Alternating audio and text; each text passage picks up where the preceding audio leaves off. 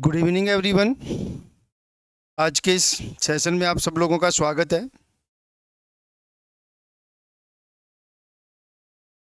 देखो, आज हम लोग एक नया टॉपिक स्टार्ट कर रहे हैं इलेक्ट्रोकेमिस्ट्री में, जो असिस्टेंट प्रोफेसर के लिए बहुत इंपॉर्टेंट है। पिछली बार 3 से 4 क्वेश्चन आए थे इस टॉपिक से, ध्यान रख लेना। पिछली बार 3 से 4 क्वेश्चन आए थे इस टॉपिक में, ये ध्यान रख लेना आप लोग। बहुत इंपॉर्टेंट टॉपिक है, ये ध्यान रख लेना। ठीक है, तो अब हम लोग स्टार्ट करते हैं। देखो, स्टार्ट करने की बात ऐसी है, सबसे पहले हम लोग जो डिस्कस करेंगे वो हम लोग डिस्कस करने वाले हैं इलेक्ट्रोलाइसिस क्या होता है। और इलेक्ट्रोलाइसिस को हिंदी में बोलते हैं विद्युत अपघटन, ध्यान रख लेना। ठीक है, तो सबसे पहले तो आपको पता होना चाहिए कि इलेक्ट्रोलाइसिस होता क्या है और इलेक्ट्रोलाइसिस की डेफिनेशन क्या है। आप लोग देख लो एक बार। देखो, the process of chemical decomposition of the electrolyte by passage of electricity through its molten salt or dissolved state is called electrolysis। Means एक सीधा सा कंसेप्ट आपको ध्यान रखना है कि या तो आपका कोई भी इलेक्ट्रोलाइट जो मोल्टन स्टेज में हो, मोल्टन साल्ट मीन्स वो गलित अवस्था में हो, पिघली हुई अवस्था में हो, या फिर वो सॉल्यूशन हो किसके साथ, H2O के साथ, तो उसको हम लोग बोलते हैं फिर एक्वस सॉल्यूशन। ये दो चीजें आप लोग अच्छी तरीके से समझ लो कि कोई भी इलेक्ट्रोलाइट जो या तो मोल्टन साल्ट कंडीशन में हो, मीन्स गलित अवस्था में हो, या फिर वो वाटर के साथ सॉल्यूशन की कंडीशन में हो, और जब इस कंडीशन में इसमें से इलेक्ट्रिसिटी का फ्लो किया जाता है तो इसका केमिकल डिकम्पोजिशन होता है। केमिकल डिकम्पोजिशन का मतलब पहले ये कैटायन और एनायन में टूटेगा, और कैटायन और एनायन में टूटने के बाद एक कैटायन का और एनायन का कैटायन का रिडक्शन होगा और एनायन का ऑक्सीडेशन होगा, और रिडक्शन और ऑक्सीडेशन होने के बाद ये जो मेटल है या जो सब्सटेंस है वो कैथोड और एनोड पर डिपॉजिट हो जाएंगे। ये आपको ध्यान रखना है बस। ठीक है, अब देखो, जब भी इलेक्ट्रोलाइसिस की बात की जाती है तो मान के चलो हम लोग इलेक्ट्रोलाइटिक सेल की बात करते हैं। इलेक्ट्रोलाइटिक सेल के बारे में मैंने बताया था कि ये जो है वो इलेक्ट्रिक एनर्जी को केमिकल एनर्जी में कन्वर्ट करता है। ध्यान रख लेना क्या कह रहा हूं मैं। जो इलेक्ट्रोलाइटिक सेल है या जो इलेक्ट्रोलाइसिस के लिए जो सेल यूज करते हैं, उसमें वो जो सेल है वो इलेक्ट्रिकल एनर्जी को केमिकल एनर्जी में कन्वर्ट करता है।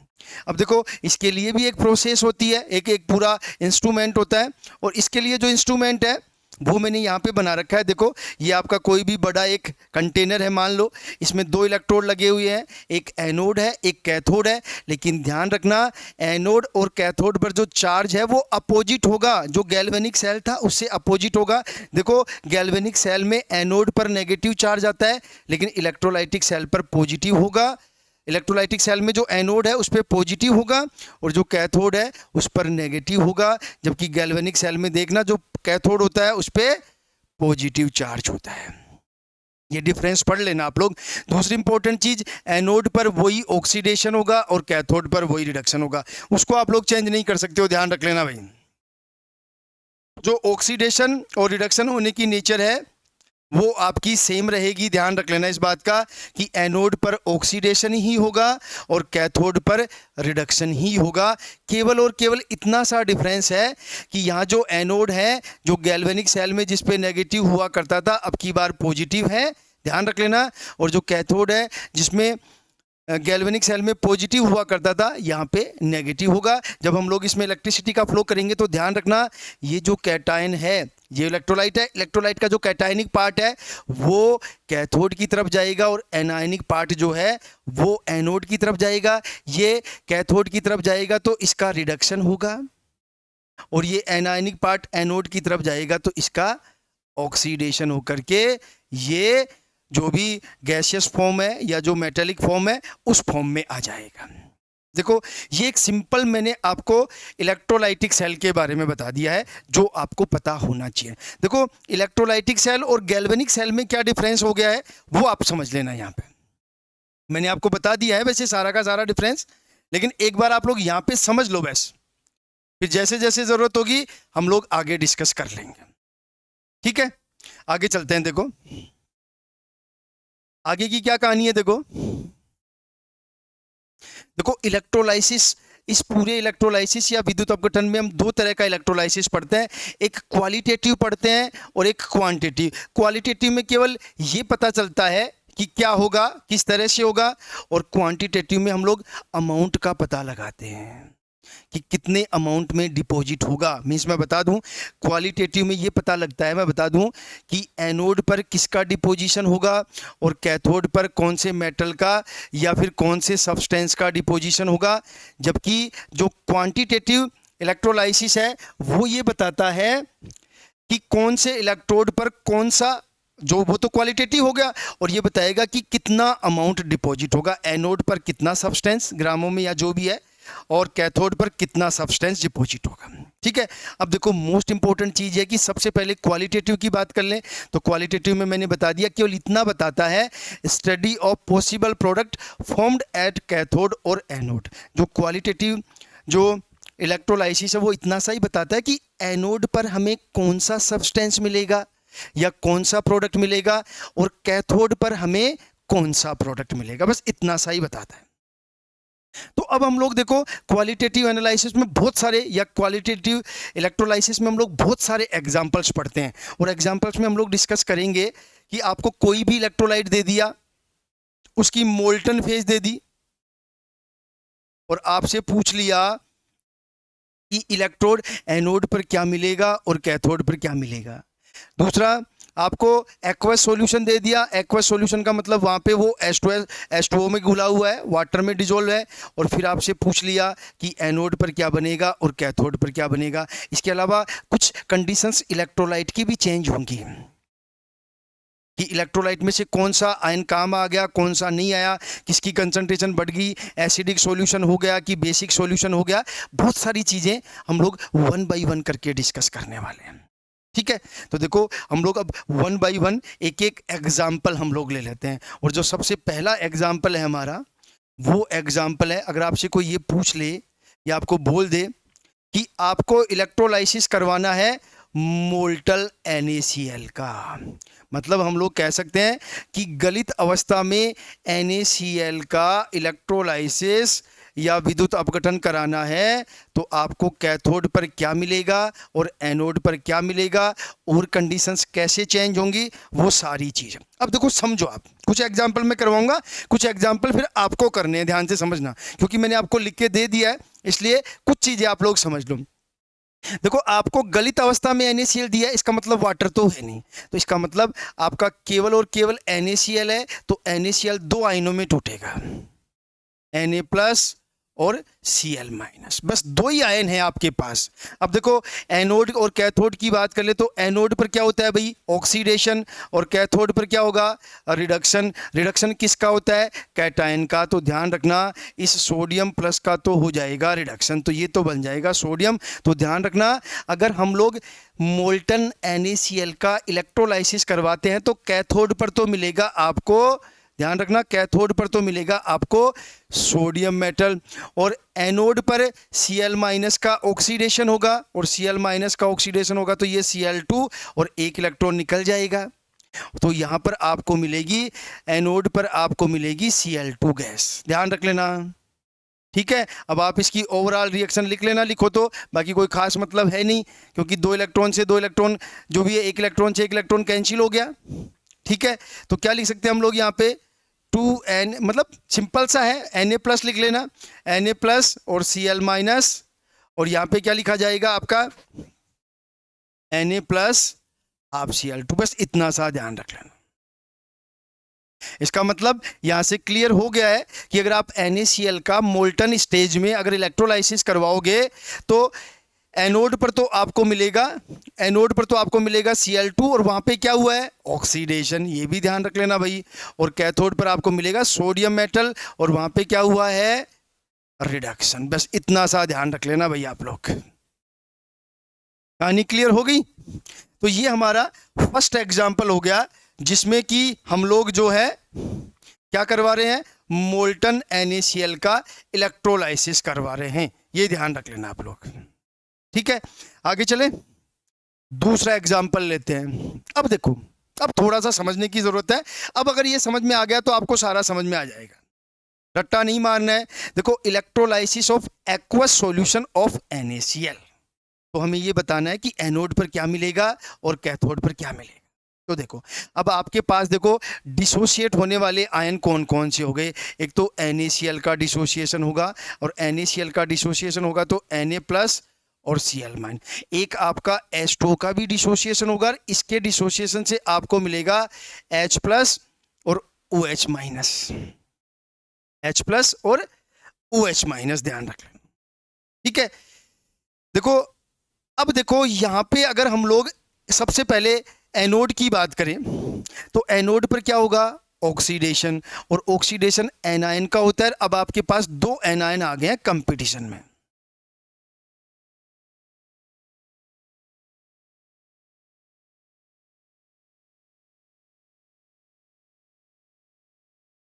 ठीक है, आप एक बार थोड़ा सा एक काम करना, मैंने जो आपको नोट्स दिए हैं मैंने शायद उल्टा लिख दिया है। उन नोट्स में मैंने कैथोड की जगह एनोड लिख दिया और एनोड की जगह मैंने कैथोड लिख दिया है। ये थोड़ा सा ध्यान रख लेना भाई आप लोग, बिल्कुल मैंने उल्टा लिख दिया है, आप इसको सही कर लेना थोड़ा सा। मतलब जहां मेरे को कैथोड लिखना था वहां मैंने एनोड लिख दिया, और जहां एनोड लिखना था वहां कैथोड लिख दिया है। आप इसको उस नोट्स में से जो मैंने बना के भेजे हैं उसमें सही कर लेना। तो एनोड पर क्या होता है भाई, एनोड पर ऑक्सीडेशन होता है, ये बिल्कुल सही बात। अब ऑक्सीडेशन एनायन का होगा, तो अब आपके पास एनायन भी 2 हैं। देखो, एक तो आपका Cl- का हो सकता है, और Cl- का ऑक्सीडेशन होगा तो आपके पास बन जाएगा, देखो, एक तो Cl2 ये बन जाएगा, और साथ में आपके 2 इलेक्ट्रॉन। अब ध्यान रखना, यहाँ पे जो इसका ई ऑक्सीडेशन है ना, ध्यान रखना, इसका जो ई ऑक्सीडेशन है वो आपका है -1.33 वोल्ट, और एक आपका OH- का ऑक्सीडेशन हो सकता है। और जब OH- का ऑक्सीडेशन होगा, ध्यान रखना अच्छी तरीके से, तो आपका बन जाएगा, देखो, एक तो आपका बन जाएगा यहां से H2, ठीक है, और एक आपका बन जाएगा हाफ O2, और साथ में आपका यहाँ पे बस एक ये वाली चीज, और साथ में 2 इलेक्ट्रॉन निकल जाएंगे।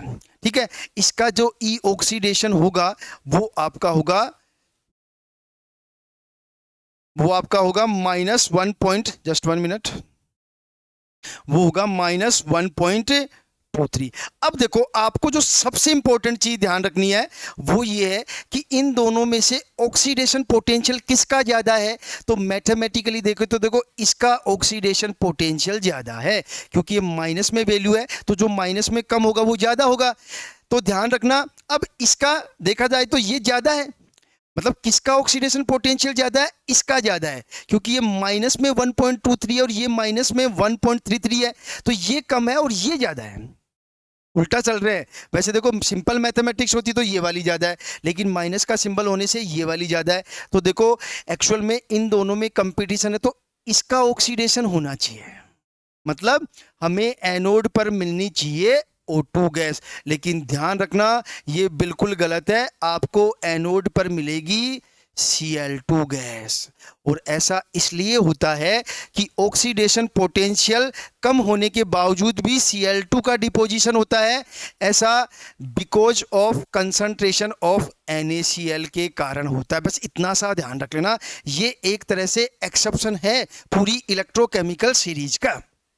तो एक चीज क्लियर हो गई कि आपको एनोड पर क्या मिल रहा है भाई, आपको एनोड पर क्या मिल रहा है, क्या मिल रहा है आपको एनोड पर, Cl2 गैस मिल रही है एनोड पर। अब देखो, कैथोड की कहानी पढ़ते हैं, देखो एकदम समझ में आ जाएगी आपको कहानी, कोई दिक्कत नहीं है आपको। कैथोड में अब आपके पास दो कैटायन कंपटीशन में, एक तो आपका सोडियम है, और सोडियम प्लस 1 इलेक्ट्रॉन ले लेगा तो ये आपका सोडियम बन जाएगा, ठीक है, और एक आपका 2 इलेक्ट्रॉन ले लेना, क्योंकि 2 इलेक्ट्रॉन उधर से निकाले हैं, बस वो केवल समझने के लिए, और 2H+ का रिडक्शन हो सकता है, और यहाँ पे आपके पास मिल जाएगी हाइड्रोजन गैस। अब देखो, इसका जो ई रिडक्शन है, ध्यान रखना अच्छी तरीके से, ये स्टैंडर्ड है भाई, सारे ध्यान रख लेना, ये होता है आपका -1.33 वोल्ट। सॉरी, गलत बता दिया मैंने, जस्ट 1 मिनट, मैंने Cl का वो लिख दिया, जस्ट दोबारा बताता हूँ, -2.71 वोल्ट। और हाइड्रोजन वाले का ई रिडक्शन होता है, वो सबको ही पता है, 0.00। अब आप खुद देखो किसका रिडक्शन पोटेंशियल ज़्यादा है भाई।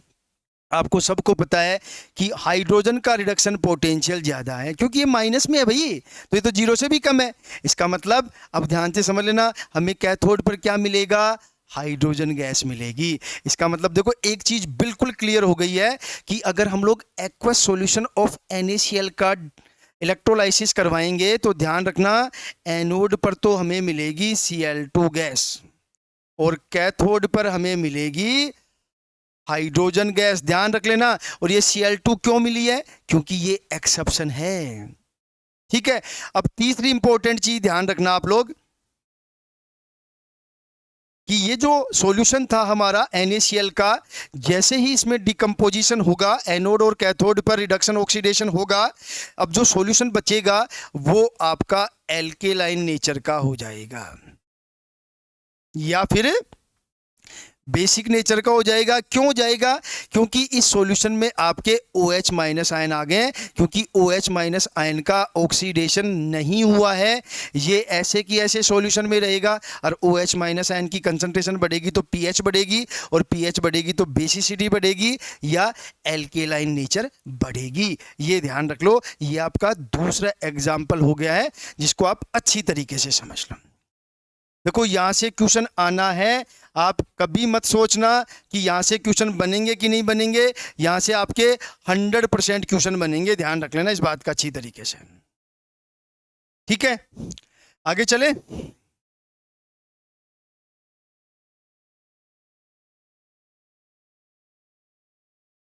आगे बात करते हैं। देखो आगे की क्या कहानी है, ये दूसरा एग्जाम्पल हो गया। किस पे क्या मिलेगा, बात समझ में आ गई अच्छी तरीके से आपको। वो थोड़ा सा करेक्शन जरूर कर लेना, जो मैंने नोट्स में लिख के दिया है उसको बस इतना सा कर लेना इसमें कि एनोड की जगह कैथोड कर लेना और कैथोड की जगह एनोड कर लेना, बस इतना सा ध्यान रख लेना आप लोग। नीचे बाकी मैंने सही लिखा है, एनोड पर मैंने Cl2 लिखी है और कैथोड पर मैंने H2 गैस लिखी है, वो बिल्कुल सही लिखी है, ध्यान रख लेना। बस आप थोड़ा सा दोनों एट एनोड लिखा है वहां पे एट कैथोड कर लेना, और एट कैथोड लिखा है वहां पे एट एनोड कर लेना, बस इतना सा ध्यान रख लेना आप लोग। ठीक है, नेक्स्ट एग्जांपल देखते हैं। देखो नेक्स्ट एग्जांपल दिया है आपको, देखो अब ध्यान से समझना थोड़ा सा। Electrolysis of aqueous CuSO4 solution using platinum electrode और इनर्ट इलेक्ट्रोड।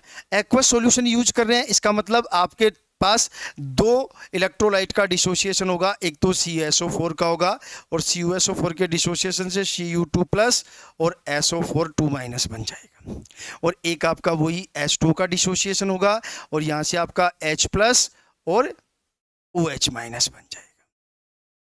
अब देखो वही कहानी वापस दोहरा देते हैं, एनोड। अब देखो इन दोनों में कंपटीशन है और इन दोनों में कंपटीशन है, तो देखो पहले बात कर ले हम लोग कैथोड की। ठीक है, कैथोड पर क्या होता है भाई, रिडक्शन। रिडक्शन देखो इसका हो सकता है और इसका रिडक्शन करवाएंगे दो इलेक्ट्रॉन की प्रेजेंस में, तो ये आपका कॉपर बन जाएगा। रिडक्शन आपका इसका हो सकता है H प्लस का, और इससे बन जाएगी आपकी H2 गैस। अब देखो इसका जो ई नोड रिडक्शन है और इसका जो ई नोट रिडक्शन है वो ध्यान रखना, अब अच्छी तरीके से समझना।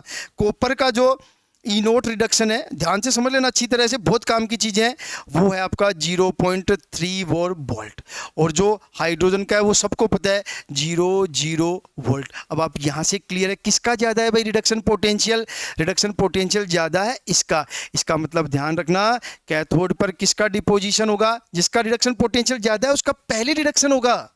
मेरा कहने का मतलब है जिसका रिडक्शन पोटेंशियल ज्यादा है उसका पहले रिडक्शन होगा, तो दूसरे वाले का नहीं होगा, फिर ध्यान रखना।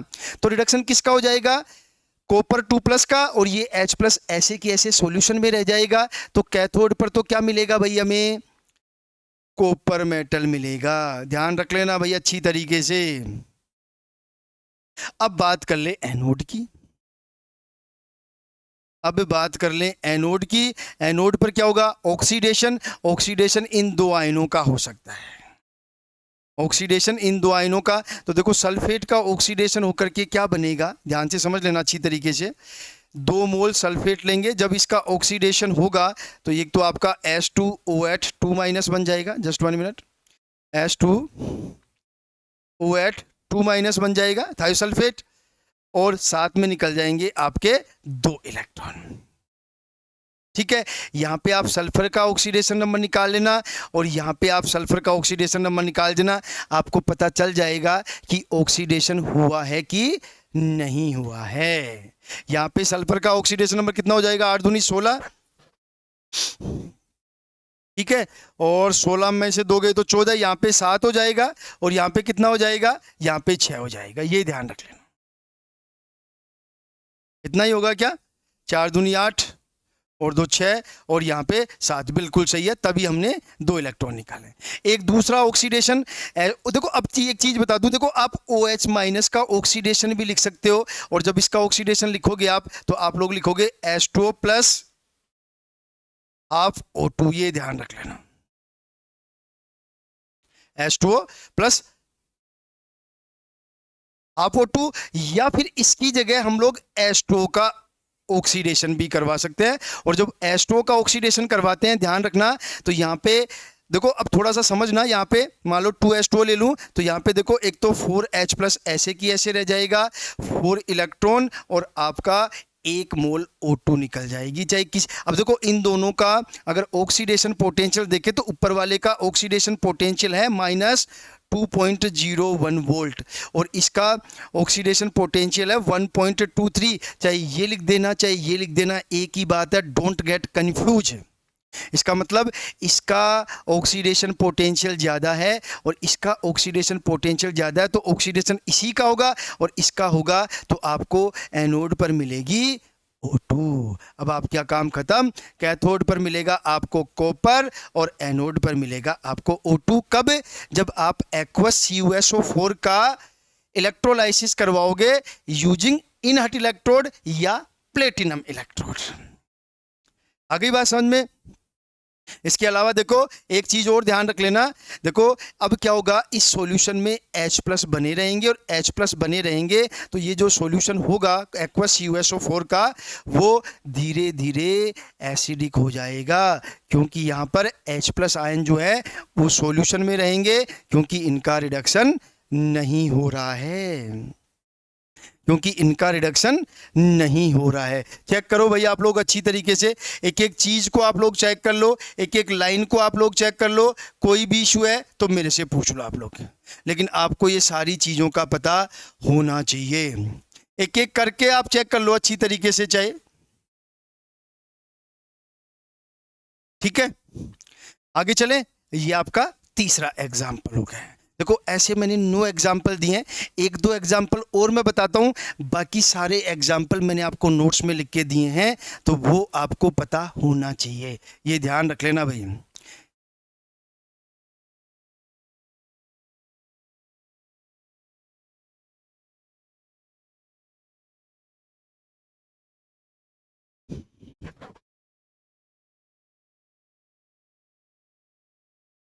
नया एग्जाम्पल लेते हैं, नंबर 4 का। देखो वही एक्वस CuSO4 ले रहे, कुछ चेंज कर दिया, electrolysis of aqueous CuSO4 solution using copper electrode. अब कॉपर इलेक्ट्रोड आ गया तो मतलब हमारे पास एक कॉपर मेटल और आ गया। अब देखो क्या क्या पॉसिबिलिटी है, देखो एक तो वही पॉसिबिलिटी है, CuSO4 डिसोशिएट होकर के 2 आयन बनाएगा, कॉपर 2+ और SO4 2-। एक वही आपका H2O डिसोशिएट होकर के आपका H+ और OH-। अब आपके पास कॉपर और है जो ऑक्साइड होकर के, जो ऑक्सीडाइज्ड होकर के Cu2+ और 2 इलेक्ट्रॉन बनाएगा। अब देखो आप लोग समझने की कहानी क्या है वो मैं बता देता हूं आप लोगों को, अब थोड़ा सा समझ लें। अब देखो वही एक एक करके लेते हैं हम लोग कहानी, पहले कहानी ले लेते हैं हम लोग एनोड की। एनोड पर क्या होता है भाई, ऑक्सीडेशन। अब ऑक्सीडेशन किसका हो सकता है, देखो एक तो सल्फेट का हो सकता है, और जब सल्फेट का ऑक्सीडेशन होगा तो क्या बनेगा, H2OH2- प्लस 2 इलेक्ट्रॉन, और इसका जो ई ऑक्सीडेशन है ई नोट ई ऑक्सीडेशन है वो कितना है आपका -2.01 वोल्ट। मैंने सारी वैल्यूज दे करके आपको समझाया है जिससे कि आप बिल्कुल भी कंफ्यूज ना हो, ये ध्यान रख लेना आप लोग।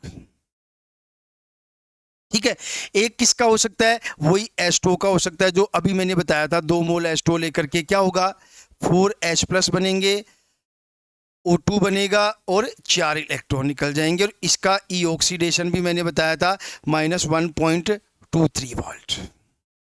ठीक है, अब एक तीसरी पॉसिबिलिटी नई बन गई है कॉपर की। कॉपर भी ऑक्सीडाइज्ड हो सकता है, कॉपर भी ऑक्सीडाइज्ड हो सकता है। और कॉपर ऑक्सीडाइज्ड होकर के आपका क्या बनाएगा, 2 इलेक्ट्रॉन, ये कंसेप्ट आ जाएगा आपका। ठीक है, अब देखो ये सारी, अब देखो इसका जो ई ऑक्सीडेशन पोटेंशियल है वो है -0.3 वोल्ट। अब देखो समझने की ये बात है कि इनमें से कौन सी रिएक्शन होगी एनोड पर। तो आप देख लो जिसका ऑक्सीडेशन पोटेंशियल सबसे ज्यादा किसका है, ऑक्सीडेशन पोटेंशियल सबसे ज्यादा इसका है। तो ये दोनों रिएक्शंस तो होंगी नहीं, तो ये तो कहानी खत्म, केवल ये वाली होगी। तो इस रिएक्शन से आपका कॉपर आयन बन रहा है और ये कॉपर आयन जो है वो आपका डिसॉल्व हो जाएगा इलेक्ट्रोलाइट के साथ। ये जो सॉल्यूशन आपका है एक्वा सॉल्यूशन उसमें डिसॉल्व हो जाएगा। तो आप लोग लिख के आना कि एनोड पर क्या होगा, copper dissolved at anode.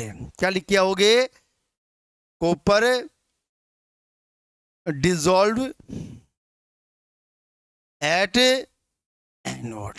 Anode पर कुछ नहीं मिलेगा, बल्कि एनोड पर तो जो कॉपर आयन है वो डिसॉल्व हो जाएगा किसमें, एक्वस सॉल्यूशन में। ये आप लोग अच्छी तरीके से ध्यान रख लेना।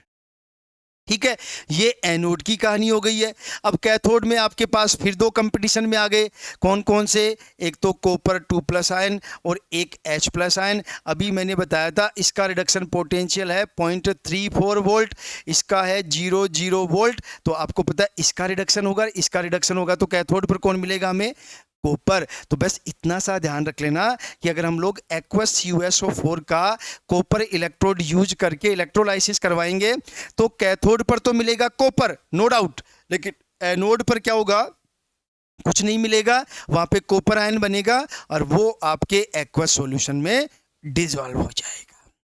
चेक करो भाई, देखो ये सारे तरीके मैं बता रहा हूं आप लोगों को। 5 एग्जाम्पल मैंने दिए हैं, जिनमें से 4 एग्जाम्पल मैंने करवा दिए हैं।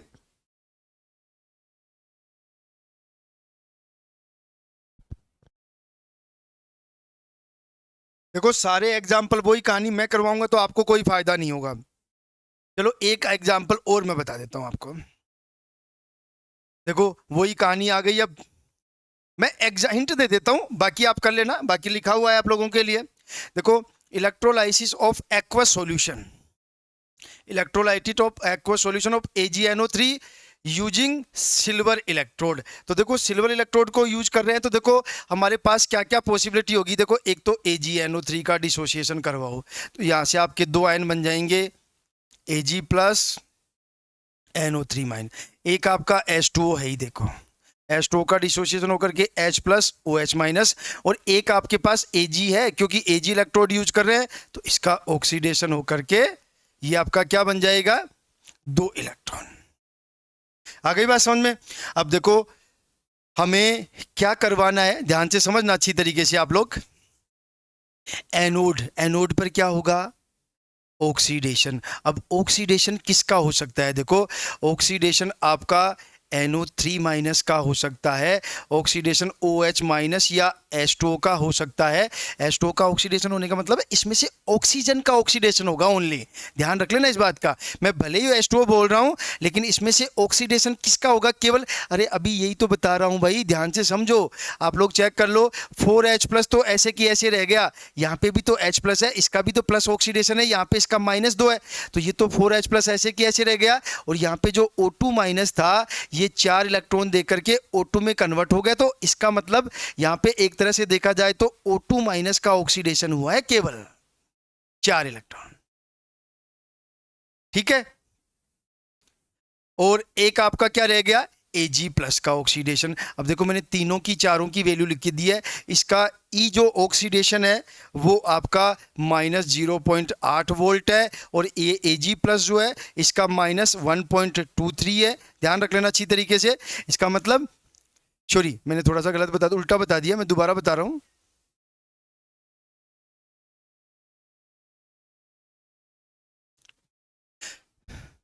जो Ag प्लस, सॉरी, जो Ag का ऑक्सीडेशन पोटेंशियल है, Ag का बता रहा हूं, वो है -0.8 वोल्ट, और जो एस्टो वाला वो सबको ही पता है -1.23, और इसको एक बार आप नेग्लिजिबल कर देना, तो इन दोनों में से आपको पता है इसका जो है ऑक्सीडेशन पोटेंशियल ज्यादा है, तो मतलब किसका ऑक्सीडेशन होगा? Ag प्लस का ऑक्सीडेशन होगा।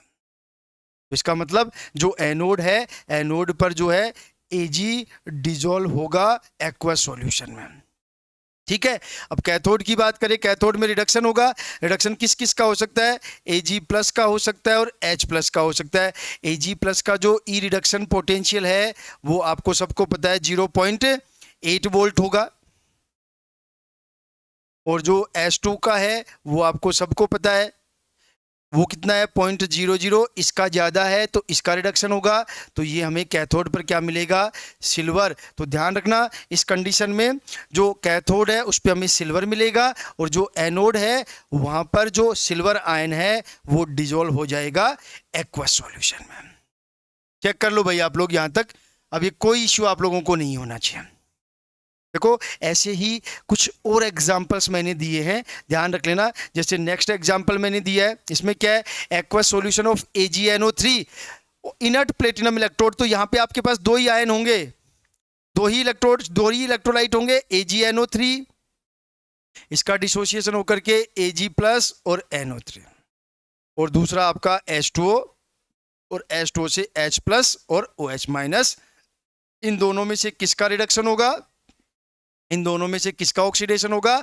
वही हमें एनोड और कैथोड पर मिल जाएगा। चेक कर लेना भाई आप लोग अच्छी तरीके से।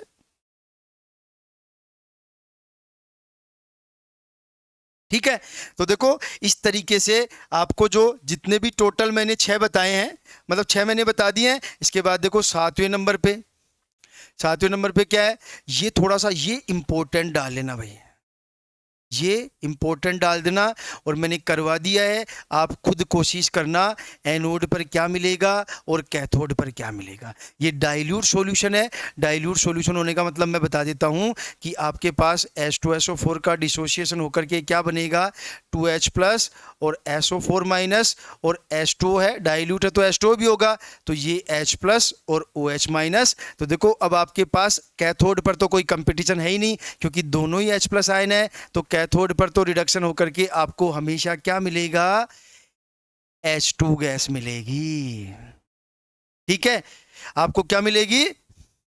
H2 गैस मिलेगी। लेकिन जो आपका कैथोड है उस पर ऑक्सीडेशन किसका होगा?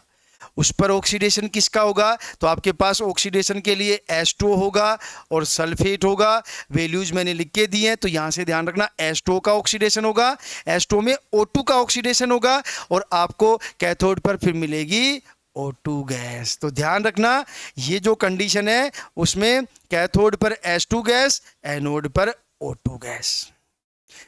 ठीक है, देखो एकदम इजी गोइंग है, थोड़ा सा माइंड लगा के करोगे तो 100% हो जाएगा आप लोगों का। थोड़ा सा माइंड लगा के करोगे तो 100% हो जाएगा आप लोगों का। ठीक है, आगे चले। अब आप देखो दो आप खुद कर लेना। दूसरा क्या है? Electrolysis of aqueous solution of CuCl2, ये आप कर लेना। देखो मैं कल न्यूमेरिकल करवाऊंगा आपको, न्यूमेरिकल जो इससे आगे की क्लास होगी उसमें 10-12 न्यूमेरिकल करवाऊंगा, पिछले साल में आए हुए क्वेश्चन भी करवाऊंगा, तो वहां पे आपको ये चीजें और भी क्लियर हो जाएंगी। बाकी नोट्स में तो मैंने सब कुछ दिया ही है आपको, बिल्कुल भी कंफ्यूज मत होना। और मैक्सिमम पॉसिबिलिटी है कि यहां से अगर कोई क्वेश्चन आता है तो आप मान के चलना कि हर तरह के क्वेश्चंस की पॉसिबिलिटी मैंने बता दी है आपको, और इस तरह का एक आधा क्वेश्चन मैं कल करवा भी दूंगा आप लोगों को। तो ध्यान रखना आपका इलेक्ट्रोलाइसिस बहुत अच्छे से तैयार हो जाएगा। आगे चले। अब देखो ये क्वालिटेटिव एनालिसिस हो गया, अब हम लोग क्वांटिटेटिव एनालिसिस पढ़ लेते हैं। और देखो क्वांटिटेटिव एनालिसिस में क्या होता है? स्टडी ऑफ अमाउंट, कोई पदार्थ का अमाउंट ले सकते हैं, उसके मोल निकाल सकते हैं, उसका वॉल्यूम निकाल सकते हैं of the product formed at cathode और एनोड। जो क्वांटिटेटिव इलेक्ट्रोलाइसिस है उसमें जो कैथोड और एनोड पर जो सब्सटेंस मिलते हैं उनका हम लोग ग्रामों में अमाउंट निकाल सकते हैं, उसके मोल निकाल सकते हैं, उसका वॉल्यूम निकाल सकते हैं। ये सारा आपको पता होना चाहिए। और ये जो क्वांटिटेटिव एनालिसिस किया जाता है वो किया जाता है फैराडे लॉ से। और यहाँ पे हम लोग डिस्कस करेंगे दो फैराडे लॉ, एक फर्स्ट लॉ ऑफ, सॉरी मैंने गलत लिख दिया, फर्स्ट लॉ ऑफ थर्मोडाइनमिक्स नहीं है, first law of Faraday first law है, Faraday first law of electrolysis है ये, Faraday first law of electrolysis. और फर्स्ट लॉ ऑफ इलेक्ट्रोलाइसिस क्या कहता है ध्यान रख लेना।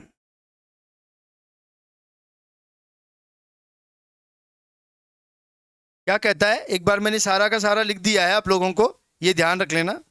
एक देखो एक चीज में थोड़ा सा छोड़ दिया, जो मैंने आपको H2SO4 का केस बताया है ना, इलेक्ट्रोलाइसिस ऑफ डाइल्यूट H2SO4, वहां पे मैंने आपको कंसंट्रेट H2SO4 का भी लिख के दिया है कि अगर कंसंट्रेट H2SO4 का अगर हम लोग इलेक्ट्रोलाइसिस करवाते हैं तो आपको एनोड और कैथोड पर क्या मिलेगा, ये ध्यान रख लेना।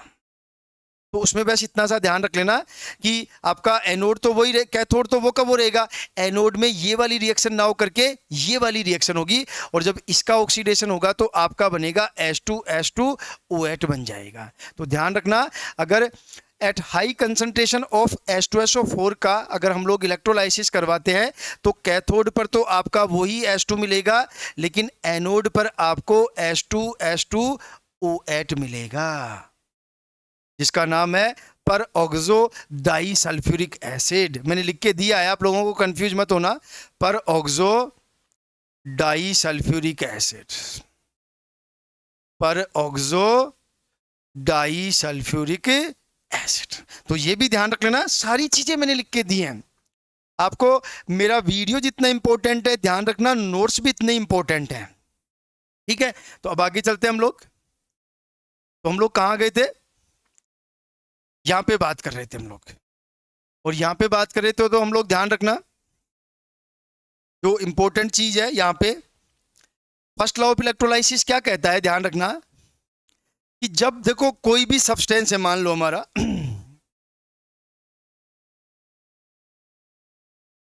तो कोई भी सबस्ट्रेट है हमारा, जो कोई भी इलेक्ट्रोड पे लिबरेटेड होगा, तो ध्यान रखना mass of substrate liberated at electrode, कि किसी भी इलेक्ट्रोड पर कोई भी सब्सटेंस जो लिबरेट होगा उसका जो मास है वो डायरेक्टली प्रोपोर्शनल होता है quantity of electron passed through electrolyte. मतलब जब हम लोग किसी भी इलेक्ट्रोलाइट का हम लोग इलेक्ट्रोलाइसिस करवाते हैं तो जो एनोड और कैथोड या इलेक्ट्रोड पर जो सबस्ट्रेट मिलेगा उसका जो मास होगा वो डायरेक्टली प्रोपोर्शनल होगा क्वांटिटी ऑफ इलेक्ट्रिसिटी। मींस जितनी क्वांटिटी में हम लोग इलेक्ट्रिसिटी का फ्लो करेंगे उस इलेक्ट्रोलाइट के थ्रू, उतना ही पदार्थ, ज़्यादा पदार्थ हमें एनोड और कैथोड पर मिलेगा। और यहाँ पे क्वांटिटी ऑफ इलेक्ट्रिसिटी का मतलब है क्वांटिटी ऑफ चार्ज, मतलब जितना ज़्यादा चार्ज का हम लोग फ्लो करेंगे उस इलेक्ट्रोलाइट के सॉल्यूशन के थ्रू, एनोड और कैथोड पर जो डिपॉजिट हो रहे हैं सब्सटेंस उनका अमाउंट भी उतना ही ज़्यादा होगा, ठीक है। अब इसके थ्रू देखो इसने मैथमेटिकल इक्वेशन में समझाया इसको, और मैथमेटिकली क्या कहा है इन्होंने, ध्यान से देख लेना। देखो देखो मैथमेटिकली क्या कहा है, देखो ये तो क्या है W, कि कोई भी पदार्थ जो कि एनोड या कैथोड पर डिपॉजिट होती है उसकी मात्रा या उसका मास डायरेक्टली प्रोपोर्शनल टू चार्ज, यही तो बोला है वहां पे। अब देखो अब Q बराबर क्या होता है, हम लोग जानते हैं Q बराबर IT, तो यहाँ पे क्या हो जाएगा W बराबर IT, और जब इस प्रोपोर्शनल को हटाएंगे तो एक कांस्टेंट आता है जिसको हम लोग बोलते हैं ZIT। तो ये सबसे इंपॉर्टेंट इक्वेशन हो गई आपकी कि किसी भी इलेक्ट्रोड पर जमा होने वाले पदार्थ की जो मात्रा है वो W किसके बराबर होती है, ZIT। Z क्या है, इलेक्ट्रोकेमिकल इक्विवेलेंट है, विद्युत रासायनिक तुल्यांक बोलते हैं। T क्या है, टाइम इन सेकंड्स है। I क्या है, करंट इन एम्पियर है। और Q क्या है, सबको पता है, क्वांटिटी ऑफ चार्ज है। ये जो इलेक्ट्रोकेमिकल इक्विवेलेंट है इसको निकालने का फॉर्मूला है chemical equivalent mass, chemical equivalent mass बोल दो या इक्विवेलेंट मास बोल दो, अपॉन 96,500। तो इसको क्या लिख सकता हूं, जेड। ये देखो ये बहुत काम की इक्वेशन है, कल जब हम लोग न्यूमेरिकल करेंगे तो ये बार बार यूज करूंगा मैं इस इक्वेशन को, जेड वाली इक्वेशन को बार बार यूज करूंगा। और जेड बराबर क्या लिख सकता हूं, EW अपॉन 96,500। EW का क्या मतलब है भाई, EW का मतलब है इक्विवेलेंट वेट उस मेटल का, और 96,500। अब आपको देखो इक्विवेलेंट वेट कैसे निकालते हैं वो सबको ही पता है, एटॉमिक मास में इक्विवेलेंट वेट कैसे निकालते हैं, जस्ट मैं बता देता हूं आप लोगों को इक्विवेलेंट वेट कैसे निकालते हैं। देखो ये तो सबको ही पता है कि जो आपका कोई भी जो आयन है उस आयन का एटॉमिक मास और उस आयन पर कितना चार्ज है, या फिर हम लोग कह सकते हैं number of electrons required to reduce it cation, कि कैटायन है तो जितने इलेक्ट्रॉन मतलब जितना चार्ज होगा उतने इलेक्ट्रॉन की जरूरत पड़ेगी ना। तो मोस्टली हम लोग सिंपल लैंग्वेज में बोल सकते हैं इक्विवेलेंट वेट बराबर होता है मास अपॉन चार्ज। ये आपका फर्स्ट लॉ ऑफ इलेक्ट्रोलाइसिस, या फिर हम लोग कह सकते हैं कि first Faraday law of electrolysis, जो फेराडे का फर्स्ट लॉ है वो ये लॉ। अब देखो यहाँ पे इसकी इंपॉर्टेंस नहीं है, इसकी इंपॉर्टेंस न्यूमेरिकल्स में आएगी जो हम लोग नेक्स्ट क्लास में डिस्कस करेंगे। ठीक है, आगे चले, आगे की क्या कहानी है वो और देख लेते हैं। अब देखो सेकंड फेराडे लॉ की बात कर लेते हैं, और सेकंड फेराडे लॉ क्या कहता है, सब कुछ लिख के दिया हुआ है, बिल्कुल भी सोचने की जरूरत नहीं है। क्या कह रहा है, according to this law when same quantity of electricity is passed through different electrolytes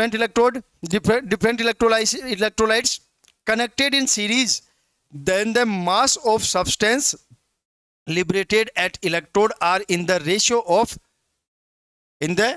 ratio of their chemical equivalent और chemical equivalent mass और इलेक्ट्रोकेमिकल इक्विवेलेंट। मीन्स क्या कह रहा है ये मैं बता दूं आपको हिंदी में, कि आपके पास मान लो 3-4 इलेक्ट्रोलाइट्स है और उनमें सेम क्वांटिटी में जो है इलेक्ट्रिसिटी का फ्लो किया जाता है, तो इलेक्ट्रोड पर जो सब्सटेंस मिलेगा ना वो उनके तुल्यांकी भार, या हम लोग कह सकते हैं कि इक्विवेलेंट मास, या फिर उनके इलेक्ट्रोकेमिकल इक्विवेलेंट के रेशियो में होता है। ये ध्यान रख लेना। मीन्स मान लो आपके पास 2 इलेक्ट्रोड है ए और बी, तो ध्यान रखना ए पर जो सब्सटेंस जमा होगा वो WA और बी पे जो जमा होगा वो WB। ये किसके रेशियो में होंगे, ये equivalent weight of A upon equivalent weight of B के रेशियो में होंगे, या फिर इलेक्ट्रोकेमिकल इक्विवेलेंट ऑफ ए, या फिर electrochemical equivalent weight electrochemical equivalent B. ये ध्यान रख लेना। अब देखो सबसे इंपॉर्टेंट चीज ये कि ये सिंपली मैंने समझाया है, ये सिंपली मैंने समझाया है, इनका एक्चुअल जो यूज होगा वो आपका किस में होगा, न्यूमेरिकल्स में होगा, जो नेक्स्ट क्लास में 10-12 न्यूमेरिकल में बिल्कुल क्लियर हो जाएगा। आपको देखना, आप जब करोगे आपको कहीं कोई इश्यू नहीं आएगा। ठीक है, तो ये आपके फेराडे के लोग हैं। अब देखो नेक्स्ट क्लास में करेंगे हम लोग न्यूमेरिकल्स, और न्यूमेरिकल्स में हम लोग 10 से 12 न्यूमेरिकल डिस्कस करेंगे। सारी केवल फेराडे लॉ के होंगे, सारे के सारे न्यूमेरिकल आपका फेराडे लॉ ऑन टिप्स हो जाएगा, ये ध्यान रख लेना। बस एक चीज़ आप लोग समझना चाहो तो ध्यान रखना, कई बार आपको ये समझ में नहीं आता कि ये 96,500 कूलम आया कहाँ से है। तो ध्यान रखना, अगर हम लोग बात करें एक इलेक्ट्रॉन की, तो एक इलेक्ट्रॉन पर चार्ज होता है 1.6 इंटू 10⁻⁻19 कूलम। अब देखो अगर एक मोल पे बात करें तो कितना होगा, 1.6 इंटू 10⁻⁻19 कूलम इंटू 6.023 इंटू 10⁻23, क्योंकि इतने इलेक्ट्रॉन्स होंगे एक मोल में, एक इलेक्ट्रॉन पे इतना चार्ज है तो एक मोल में इतने इलेक्ट्रॉन होंगे, तो जब इसको मल्टीप्लाई करते हैं तब जाके आपका 96,500 कूलम आएगा। मीन्स हम लोग क्या कह सकते हैं, ध्यान रखना, जिसको एक फेराडे बोलते हैं, इसको एक फेराडे बोलते हैं, 96,500 कूलम जो है वो एक फेराडे के बराबर होता है। तो समझ में आ गई, तो ये 96,500 कूलम आया कहाँ से है, बात समझ में आ गई अच्छी तरीके से। अब देखो इसका मतलब क्या हुआ कि हम लोग ये कह सकते हैं कि अगर आपके पास 1 मोल इलेक्ट्रॉन है और 1 मोल इलेक्ट्रॉन पे जो चार्ज होगा वो 1 फेराडे के बराबर होगा, बस इतना सा ध्यान रख लेना। इस कंसेप्ट को यूज करते हुए कल की क्लास में हम लोग 10 से 12 न्यूमेरिकल डिस्कस करेंगे, ध्यान रख लेना भाई इस बात का अच्छी तरीके से।